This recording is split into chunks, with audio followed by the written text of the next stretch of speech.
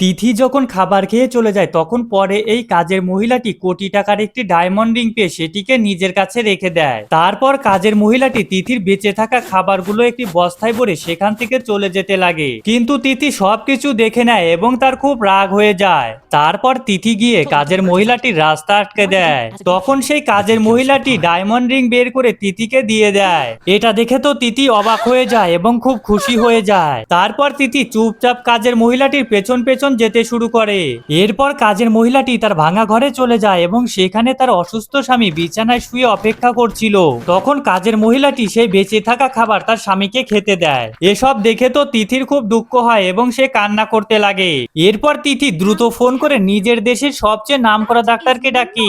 তখন কাজের মহিলা স্বামীর চিকিৎসা শুরু হয় এবং সে পুরোপুরি সুস্থ হয়ে যায়। তারপর তিথি মিস্ত্রিকে ডেকে তাদের জন্য ঘর বানাতে শুরু করে এবং 3 দিনের মধ্যেই কাজের মহিলার নতুন ঘর তৈরি হয়ে যায়। এতে তারা দুজনে খুব খুশি হয়ে যায় এবং তিথির কাছে গিয়ে কান্না করতে লাগে।